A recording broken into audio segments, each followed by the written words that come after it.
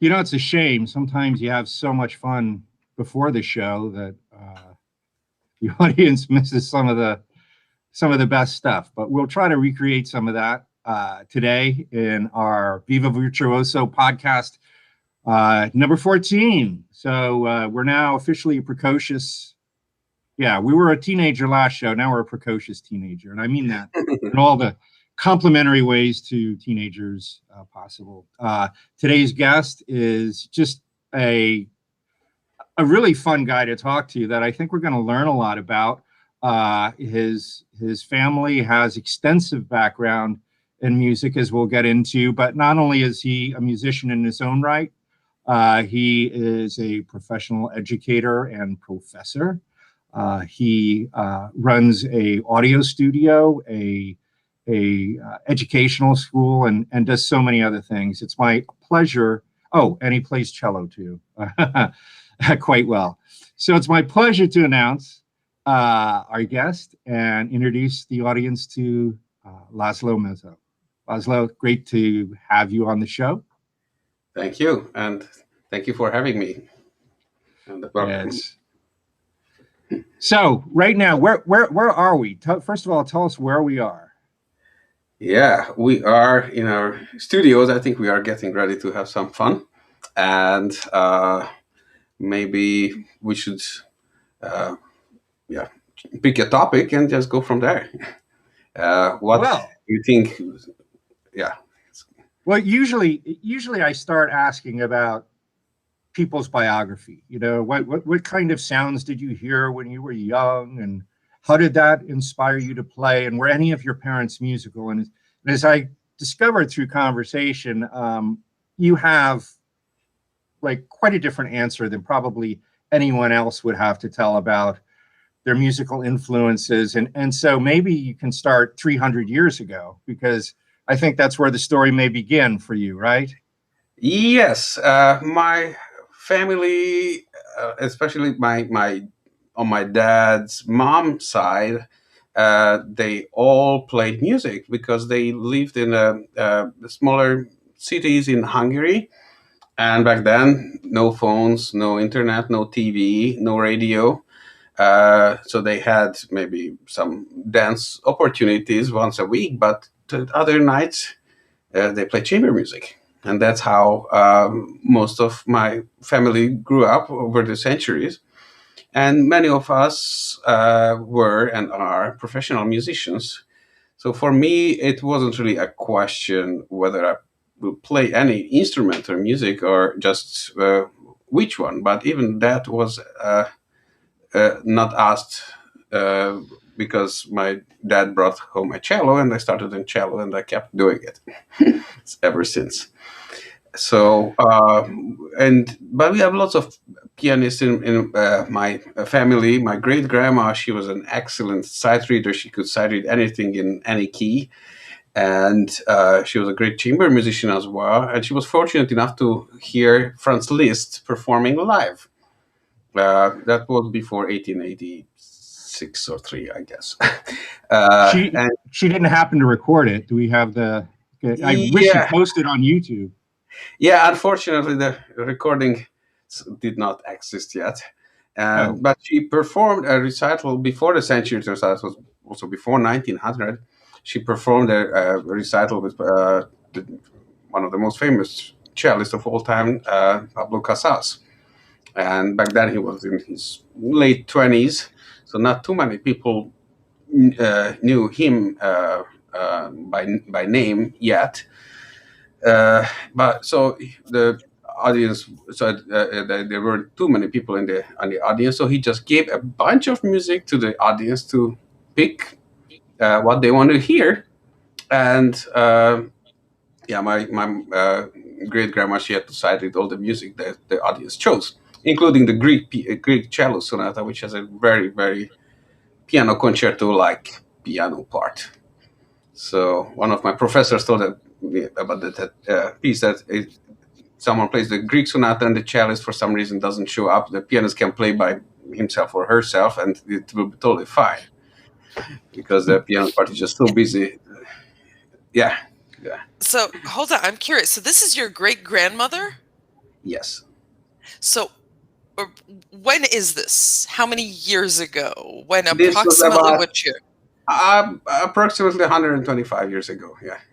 125 years ago. So Yeah. we're talking turn of the century, 19th century to 20th century. And Exactly. this is in Budapest. No, that was in around Transylvania area, so east of current Hungary. Back then, it was still Hungary. Yeah. Yeah. Okay. So So pre-First World War. Yeah. right, but still, we're talking about that's where, if I'm not mistaken, and again, I have to keep repeating, I'm not a musician. I'm just very much into it. If I'm not mistaken, that is exactly the part of that is exactly where Franz Liszt got a lot of his Hungarian folk music inspiration from.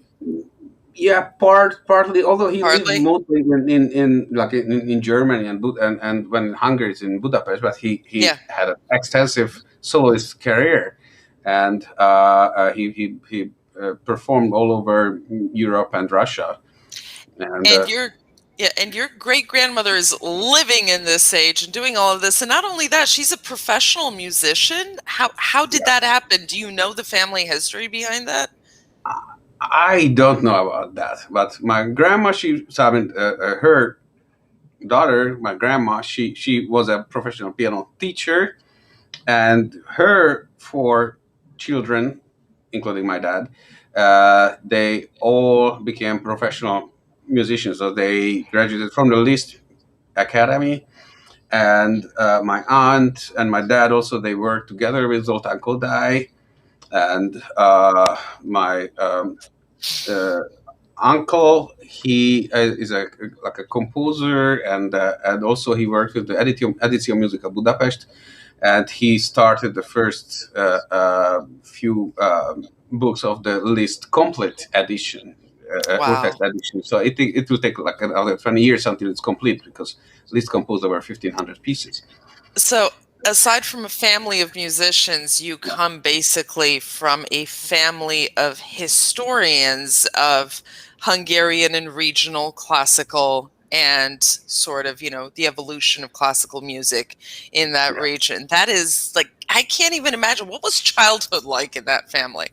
Yeah, for me, I mean, I loved it because we were surrounded by music. Despite my father wasn't home too much because he was touring over like more than half a year, and so but the tours were not longer than 1 month in general. So I could regularly see him.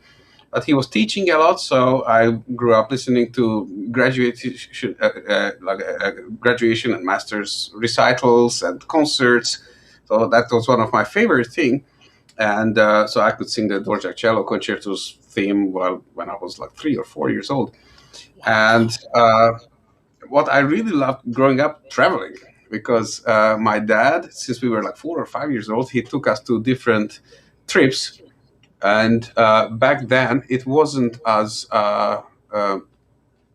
the laws weren't that strict, so I could just spend a week in a hotel in Los Angeles while my dad gave master class at UCLA, and and it was much easier to just leave me in the hotel, and then we could just go to different trips afterwards. He was done working, including going to Disneyland or Six Flags, and that's in 1988. So and it was really I really loved traveling with my dad, and I still love traveling. So, and my children, they love traveling as well. So my 5-year-old daughter, she just can't wait to go to wherever we our next trip will take. I mean, since the pandemic started, it's only on the road by car, but we did lots of camping trips last summer as well, and we tried to keep ourselves sane and yet distance from other people.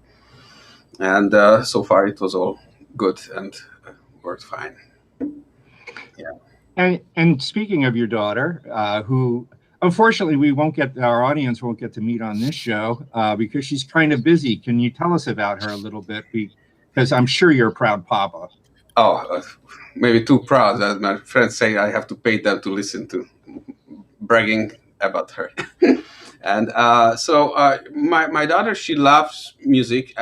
When she was since she was 2.5, she could really sit through an entire 2.5 hour long Pacific symphonic concert, or go to the Nutcracker and watch the entire show. So she really loves music since she was born. And she, yeah, and as every my wife, she really likes to make her busy with music and dance. And she will have a ballet recital today, and tomorrow she will have a hip hop competition in Costa Mesa. While we still, she plays a lot of music. We practice every day: cello, piano, singing, ukulele with her. So And do you she- do the hip hop with her? No, me not. No, no moves for us. I'm an anti-dancer. Oh, anti-dancer. Anti-dancer. It's like anti-gravity, right? Not by belief, but by talent.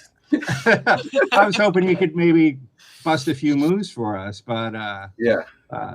Maybe next time when you bring your daughter on, she could show us how it's done.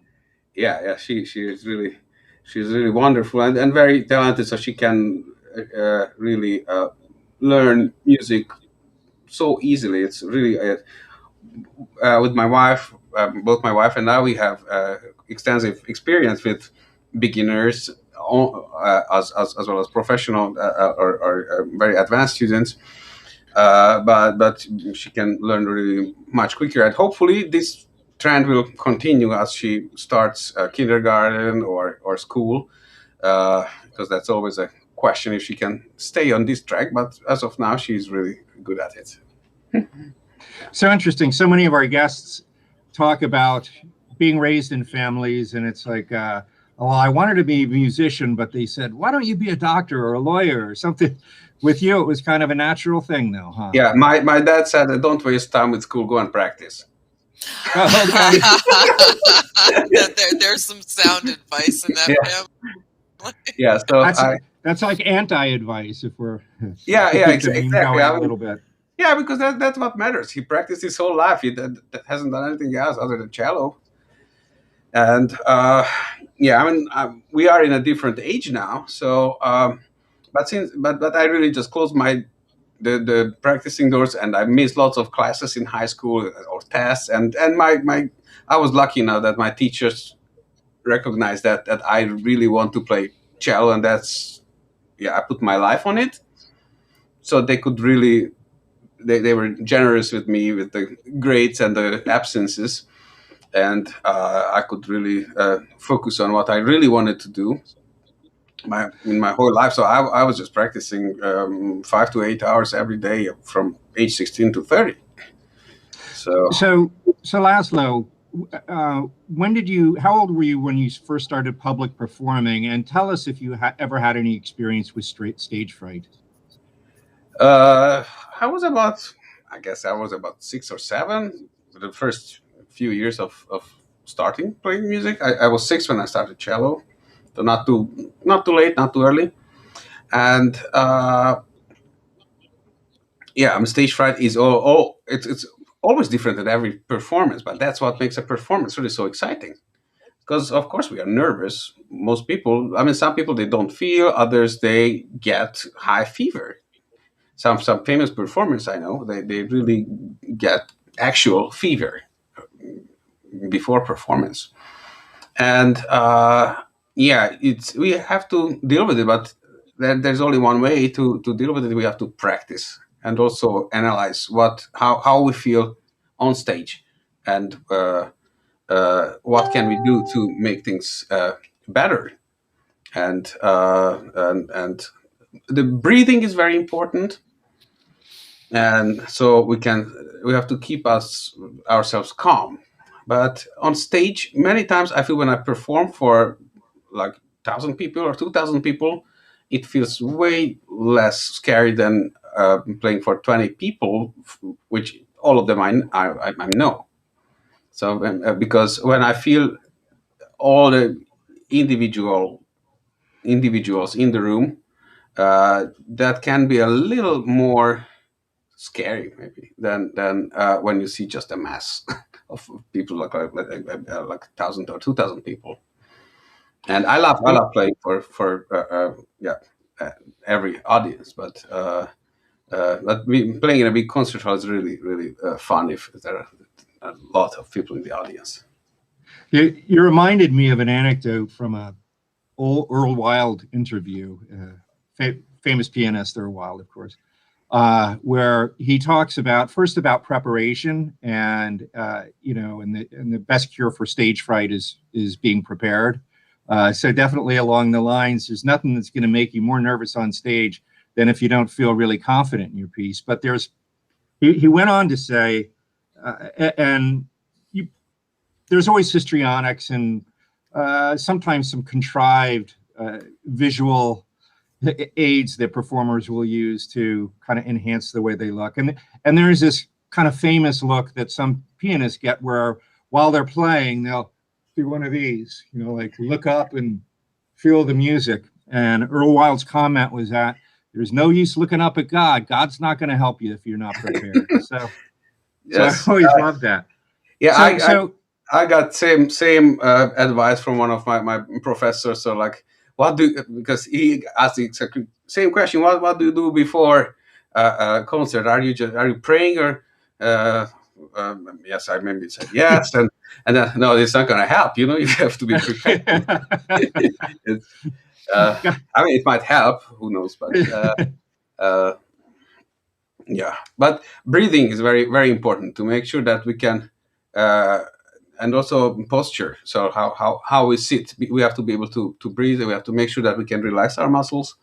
It's more specifically like instrumental playing, and because we have to make sure that we can give the experience to the audience. It's very very different than receiving, like listening or enjoying music, because that's. Enjoying music, that's a very different state of mind and as well.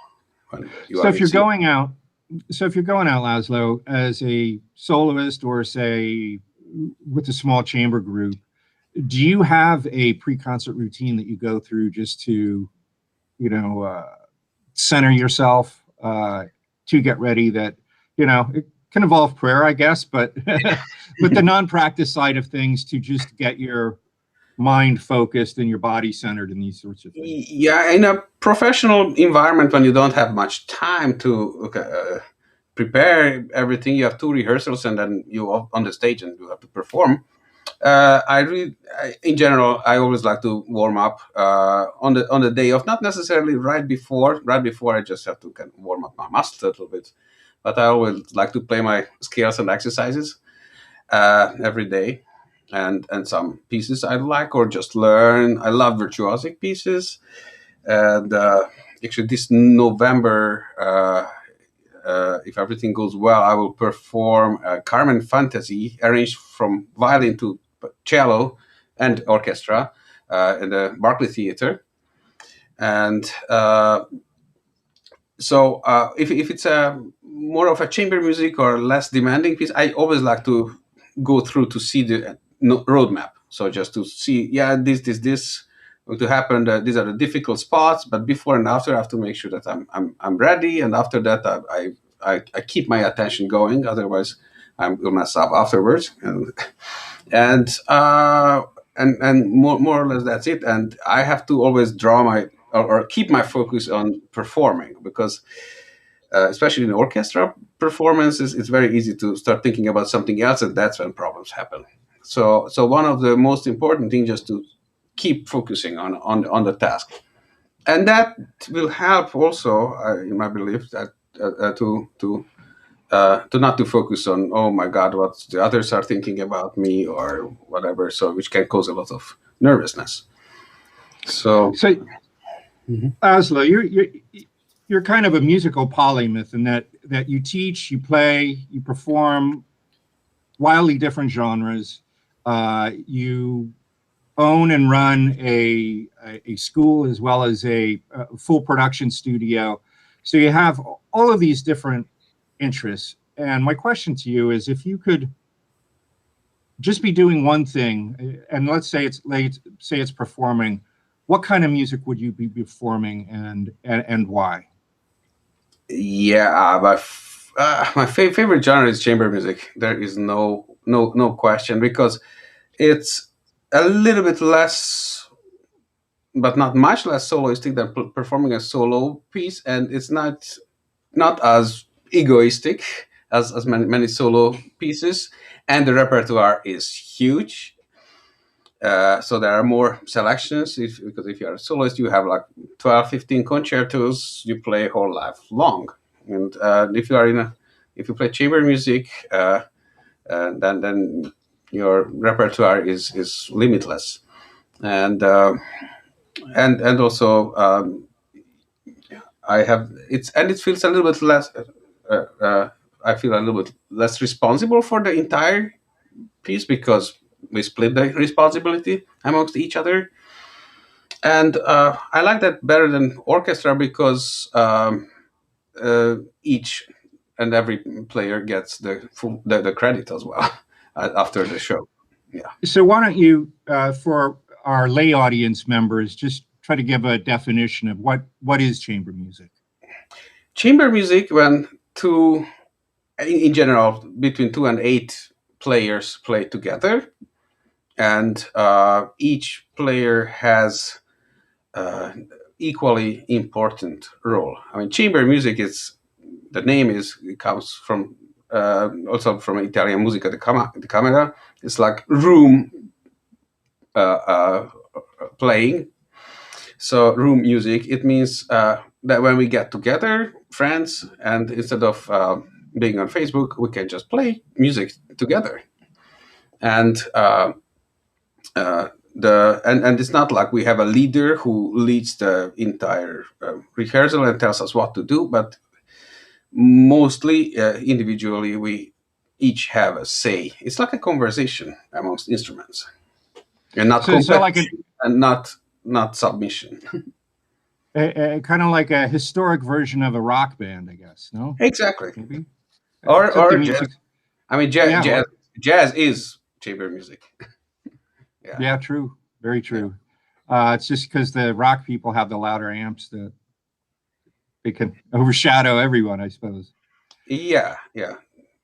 So, guys, if you had to give me some of your favorite pieces of chamber music to play, tell me what those would be, and maybe why you picked it. I would definitely choose Brahms, because it's so full, rich sounding, and everyone has great role, and his pieces are perfect. He destroyed all his imperfect pieces, so and he didn't leave any trace behind, any work in progress piece behind, just complete ones. Yeah, there's something to be said for the unassailability of any Brahms work, whether you find it pretty or not. Compositionally, they just stand the test of time, and it's they're as close as you can get to flawless. I mean, maybe Bach would be another example. Yeah, I mean, there are a lot of perfect composers, yes. But I love Bach, so he would be very close to the top of my list. But his chamber music is kind of different and less equal. So it's more like one solo instrument. Yeah. I just played the 8 cello concert with the Culver City Symphony Orchestra. So like a cello mania concert, and we just performed the Bach 6 Brandenburg Concerto's first movement with 8 or 6 cellos. I don't know. I forgot. No, I think maybe 6 cellos. Yeah. So many cellos, you forgot how many there were. Yeah, exactly. So it was a great experience. Yeah, we had 2 rehearsals and one recording, and in 2.5 hours recording, we had to record 1 hour worth of music. So by the time you finish, you don't always know what's what. So because you have to focus. I had to focus on the notes and make sure that we perform well. Sorry. So 6 or 8 cellos. That doesn't matter, I guess, at this point when you get to those numbers. But you had 2 rehearsals and 1 recording session, and That's that was it. that's the standard for most concerts, chamber music concerts too. Yeah, so that's professional All right, environment. Yeah, you which don't brings have. me to what I'm curious about. Soundtracks. You've done Mhm. Wolverine, Life of Pi. Remind me, what else was it? There were a few more there. Yeah, if you like Uh, the last 3 Star Wars and yeah, and there's that tiny little thing. I mean, yeah, I don't know if exactly. people have heard about the Star Wars, Yeah, soundtrack. exactly. Anyway, it's a series of movies, and not very important, but they have the soundtrack to it. Yeah, The soundtrack is important in those movies, right? yeah, No, exactly. but seriously though. Overshadowed some of the Right. beauty. Well, frankly, I mean, come on, frankly, you think Star Wars, what's the first thing you think of? It's the music, right? Well, put it this way: you're going to listen to the Star Wars soundtrack, but you're not going to watch the movie Star Wars with the sound off. So Yeah. Exactly. Exactly. Um, so now my question to you is, okay, we know that there are different processes and different methods, and depending on what the movie is, depending on who the composer is, whether it has one, whether it has multiple, whether you're reusing or adapting existing music, or like I'm sure Star Wars needed to be like modernized a little bit, right? Needed to get a little, you know, uh, uh, uh, like a I don't know, a new outfit. But what's the process? Tell us a little bit more about that. Like, how much do you rehearse there? What's the process? We've seen these. Sometimes it's chamber orchestra. Sometimes it's a massive orchestra, right? How does that work? How does that work? It's fascinating. It's a huge part of the movie business and a huge part of film experience. So, Yeah, it's I'm usually not involved in the writing and hiring and other right. process because there's so many people involved. So the composer and so many assistants to the composer who are writing out the actual notes or just checking everything because an orchestra session costs like way more than $100,000 per 3 hours, and so they have to make sure by the time the musicians get there, everything is as perfect as it can get. So all the music is already composed to the picture, and then the contractors they hire the orchestra, and then the orchestra arrives. We usually get the music in a PDF format before the session, so if we can take a peek or look at it, and then you go in, you have the music prepared for you. You can practice a little bit before, and then with most music we have like 1 or 2 times play through rehearsal and 2-3 times recording, and that's it. Yeah, So I a think lot a of lot of people don't understand that this is why they need like the best musicians, Yes, you the have to. I best mean, players for yes, I, soundtracks. yes. So many times I sat together with principal players of major orchestras around, and in the first violin section there are about 4 or 5 concertmasters of major orchestras around town. so So It's the best and of the best. so you have to be able to a great reader, like you have to be able to sight read very well. So whatever is in front of you, you have to be able to play it right away. so in the recording process, sometimes the composer likes to conduct, and other times the composer would rather sit in the control room and kind of hear how his composition's being rendered, and maybe jump in between takes and give advice. Which scores did you work on where the composer actually conducted? Any of them, or did they all Most, kind of? I mean, most of the time they conduct their own pieces. When I worked with on some of the movies, not and with the Star Wars movies, because there was so much music. So sometimes either the rehearsal take or some other takes was conducted by Bill Russ, and yeah, who's one of the best pop arranger in LA. And he's also an amazing conductor and person. And so sometimes he conducted one or two takes, then John Williams, he just came back and he conducted the rest. But there are a few composers who don't like to like James Newton Howard. He usually doesn't conduct his own pieces, and he likes to be in the control room more. So some others, Hans Zimmer, and so, but it depends. Now your studio work has taken you far beyond the constraints of just doing film scores, and you've had the opportunity to work with a lot of people our audience maybe have heard of. Could you throw a couple names out there and see if there's any recognition? In the pop and rock world, like Neil Young, Barbra Streisand, Michael Bublé. These are the three top names I would name first. And that's pretty rangy. I mean, yeah.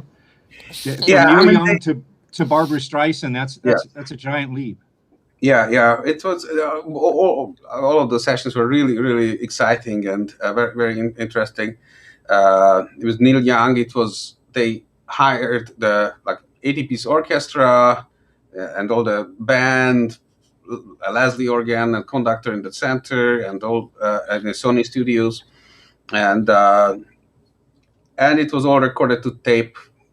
We just sang through we just played through the song. He was singing live in the room with us. Oh. We recorded we a couple of songs we played maybe two or three times, and that was it. And it was a little bit similar with Barbra Streisand. I mean, she was in the vocal booth, and we were all we had some rehearsal that she said this and that, and then and also we heard because her microphone was on, and just oh my dear, just put this music to a little bit lower, a little bit higher. So lots of comments about little comments about everything. So it felt a little bit weird, but once she started singing, it was, oh my God, just when you hear the best recording you can ever hear, and it's right and while you're playing and in your ears. So it was a very, very interesting session as well. The same with Michael Bublé. He was a super nice guy, very easy and so professional. Just came in and it sounded like how you hear it on the recording. There is no messing around. And, so he's really as nice as they say he is. Yes, he was super nice, very friendly, accessible. She really one of the best experience. I also recorded with for Idina Menzel once an entire Christmas album, but it was that wasn't live. So she already recorded her part, and we just overdubbed the orchestra part. So that was just a long day of recording, but she wasn't there for most of the session. So I can't help but notice in the background when we have the full shot on you, it looks like there's a bow and something that resembles a cello at an angle. Can you maybe tell us a little bit about the cello, and maybe we can coax you to play a little bit? Of course, this is a very interesting instrument because in the string world, one of the most valuable instruments are the Italian instruments, including Stradivarius, Amati, or Guarneri, and others, and most of them, they lived, so the most famous and most valuable instruments were made in the early 18th century. So end of 17th, early 18th century. And this is a copy of an Amati cello, but this is actually a Hungarian cello, but the quality and the look is really matching the most valuable Italian instruments. And I really love the back of it. I hope you can see it online, but this is made of one piece of wood. It's beautiful. It's a really beautiful cut. It was made in Budapest, where I was born, and in 1861. So that's it. Can you take us on a little musical tour? Play a few Sure. bits for us and tell us what you're playing. Since we were talking about Bach a little bit, I would like to play maybe one of the most well-known preludes of the Bach 6 cello suites. Bach himself, he wrote 6 suites for cello in one prelude and 5 other movements in each suite. And I will play the first cello suite's prelude for you, and which is in G major.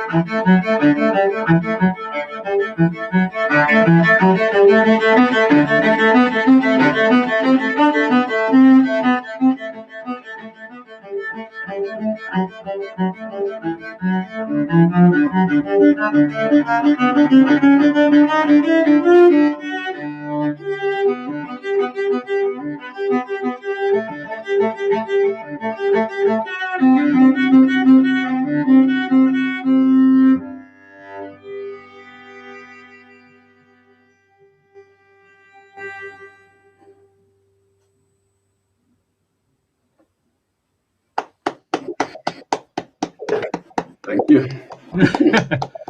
I hope you weren't nervous just with this little audience of 2 that you have here. I was nervous. Yes, I had to. Ah. Oh, shoot! I make sure I don't mess up. Come on, I played this at 14.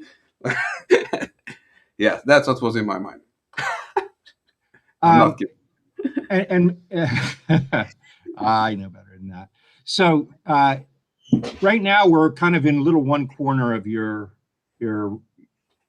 area there, but I'm wondering if you, because you not only have a teaching studio, you have a recording studio, and maybe is there any way you could pan around and give us the lay of the land and tell us what we're looking at? Of course, I can show you from the view from the control room where we are right now.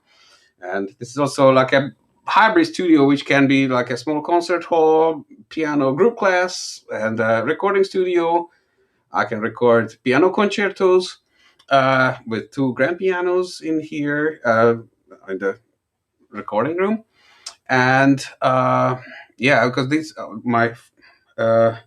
I always loved recording, and since I was like 10 years old with my handheld recorder, I recorded my dad's concerts, and I have like over 200 cassettes in Europe, so I still have to transfer it to digitize them at some point.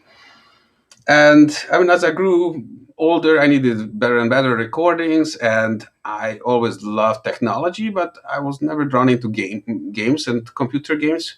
But I started out with audio recording, and when I got really serious into it, it was when my first CD by the Hungarian label was about to release, and I was not entirely happy with the sound. So I started with mastering, and then I just kept doing it more and more seriously. And I love videos as well. And of course, I have young kids, so I also have to make sure that they're captured well for the when we have great videos for the future as well. And I love also like exciting projects, which I did. I will talk about it right after I show you the studio. So this Good. is, just grab the camera. I'm sorry, the microphone is on the camera. So this is how the control room. Try to make So- it less. So the control room is where you do your mixing and you monitor the Yeah, performance. and this is the right? recording space with the red curtain background, and you can see some Neumann, AKG, DP, and other microphones up, and of course studio lights. And on the other end of the studio, that's where we have the piano group classes, so we can teach several young beginner music lovers. And actually, my wife, it's her school, so we are not only married couple but also business partners in this regard. So we are sharing the space for teaching and recording purposes. So Laszlo, here I have a little bit of a proposition for you. Why don't you pick a piano trio, and you can either grab your own violinist or I'll grab a violinist, and why don't we just record it for the fun of it and share it once we're in a climate where we can do that. Anytime, yeah. Well, I'm all fully vaccinated, and the studio so far has been working safely for the last actually year, and I could record with safe distancing, and so only the performer did not wear a mask during the recording, but other than that, we always wore masks, and this is a large enough space so we can safely record. And I'm up for the treat actually at any time because So playing so piano you- trio is my favorite. you pick one trio and I'll pick another. How does that sound? Sounds like a plan. What's yours so I can get the music and start practicing? I mean, since I mentioned Brahms, then maybe I will pick one Brahms trio if that sounds Okay. good to you. Very And They're all beautiful. yes. Let me think, what would go well with that? Are you up for Mendelssohn or Tchaikovsky? Yeah, I know the D minor. I know by memory, so that's I played it. So Have you many played? times. Have you played the second one? Yes, I played it. It's harder to make things work with that. Yeah. Yeah. Or how about the Arensky maybe? Oh, that would be fun. I played it. I think it might have been only the first movement, which I played in Italy a few years ago. And but I would love to play. I mean, do you have any favorite out of the Brahms trios? You know, what B major, yes. was Okay, that the let's first do that. one? Yes. Yeah. In B Oh, well, I major. like them all. Yeah, But because the second movement is B minor. That's the second. Yep. Of course, if you wanted to do a quartet, what's the Werther has that wonderful cello, Oh, the love song to Clara. C minor. Yeah, but it's in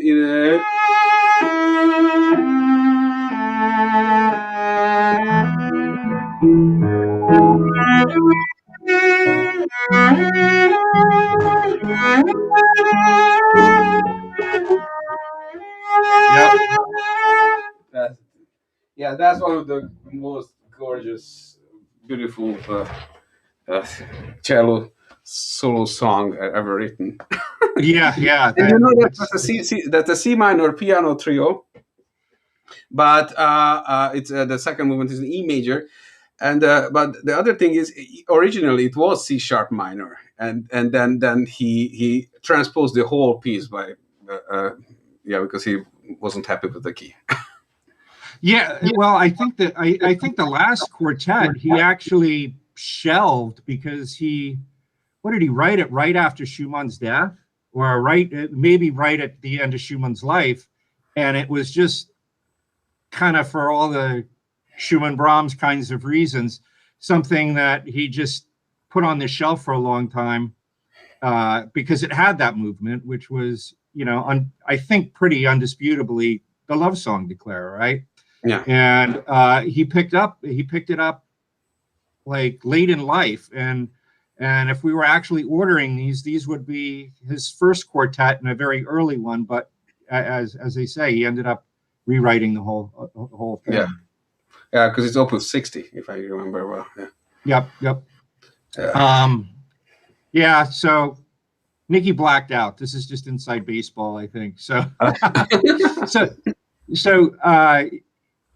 as far as running a studio goes, I'm working on. You can probably tell I'm trying to set up a couple things. So, just want to ask you about maybe the app. I'm sure you know all this stuff, but I'm trying to figure out how all this equipment works. And here's one microphone I have. Oh, I love that. Yes. And I'm wondering, like, what your recommendations and what it's good for. Okay. There we go. Okay. That's I teleported it. I teleported the box over to Laszlo. Yeah, yes. That's the box. This is the. I have a funny story about this microphone too. So this is a DPA microphone with a hypercardioid pattern, so it's pretty narrow to the front and a little bit from the back, so not much from the side. It's very good to put on the instrument like this, so we can record the Brahms. Maybe not the Brahms, but in a live jazz concert when you have drum sets and around room, this is very good for live performance. It has very natural sound, and if you want to bring out some or isolate some weaker sound source, this is a very good microphone for that. And so the fun thing is, I was hunting for it because I didn't want to pay full price, so I was looking at eBay on to these things, and I bought one, and it turned out they shipped it from Hungary, from my country. Oh, nice. Yeah. So when recording chamber music, do you do close miking, or do you do it fully ambient type recording? I do close miking, but many times with Omni microphone. Sometimes in concert halls, like I just do stage center, left, right, and maybe something in the back. Not much, only if I need to bring it out. But I use many times this kind of small Omni microphone. This is DPA as well, and these work really well if I have a darker, rounder microphone, and this can give me more detail. This is a DPA 4090 microphone. Gotcha. And this is instrument microphone, same capsule as the previous one, but I can put this on the instrument or just hide it wherever I want to. Yeah, they have the lovely mounts. Yes. And then something I have a Steinway D in my home studio, and so I'm starting to experiment with one of these. I don't know if how well you can see it. This is the which brand? It's a Crown. No, I haven't tried the Crown Boundary mic. Yeah. So yeah, I'm looking at setting that up like a little bit of a distance away. I would use maybe one of these. What do you got there? This is an old Sheps microphone. Oh, those are. Yeah, it was used by the LA Phil actually about 40-50 years ago, and double bass player used to have it, and I bought from him. It was pre-Phantom Power age, so I need an extra metal box with a 9-volt battery to create the I don't know how many 12-volt power to the microphone. So if you ever decide you're not going to use it for a couple of years, I'd be happy to take it off your hands. And Yeah. I have another Shure microphone on order, so it's arriving, but it takes like 3 months to receive it. those are just fantastic mics. And then behind me, you also use a similar mic to this, right? Yes, I big think you brother. can see what I got. Yes, this AA microphone, which is a nice big ribbon microphone. Yes. Actually, this stereo one. There's two. So this is a stereo, like two microphones in one. You can see channel 1 and then channel 2 somewhere here. Yes, and either mid-side or stereo setup. Yeah, the stereo imaging of this microphone is just incredible. It's just really amazing, and it sounds so natural and smooth. And it might be dark for a certain situation, but it just sounds so nice. I just love it. See, us gearheads can do this for forever. Oh, yeah. Here's another. I picked up actually a whole bunch of these. I don't know if you've used these before. Yeah, the Earthworks microphones. Yes, I love those, but I got rid of them at some point because I needed change the microphone collection, and I kind of sometimes I sell some microphones and I miss them forever after that, including some of my smaller Neumann microphones. Yeah, well, Neumann's you're getting into some big bucks here. This is one I can't wait to try out for vocals. I don't know if you've worked with any. Oh, that's nice. Yeah, let me know how it works because I want to try them too. Is this the Mojave? I have a small tube condenser by Mojave, which they don't make anymore. They are very, very, very nice sounding on some brighter instruments, and or also on drums. But this is one of the most versatile microphones you can buy today. Yeah, why don't you tell us about if that? If you have some universal audio goodies. This is a Transcendence Lab Sphere microphone. I bought when it came out in 2015, but it's getting more and more traction now. And this is a modeling microphone, so you can model all the $10,000 plus microphones to Shure 57 or whatever, and you can change the polar pattern after the fact because it records 2 channels. So it means you need 2 digitally matched channels, and it sounds really amazing. You can get the flavor of all those great microphones. When I put side by side to another microphone, of course they don't sound exactly the same, but because I have a actual U87 just out in the studio. But I can always make things work. So because sometimes some of the resonances they don't match that well with this, especially like singers. This I throw on. I can just change the model, change the mic pattern. I can adjust proximity and other stuff on it. Phase shift.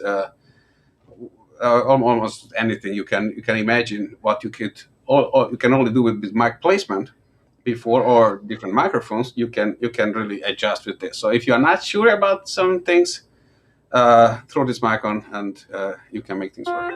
How hard is it on the wallet? It's not too expensive for what it is. It's a 1500. Oh, so it's not it's I mean it's still half the price of a U87. Yeah. And you can get a very versatile microphone. I was thinking about getting another one or not because, yeah, I'm a classical musician. I need at least 2 of everything. So because we have 2 ears, so I need stereo applications. And I always feel bad if I have only one microphone of something.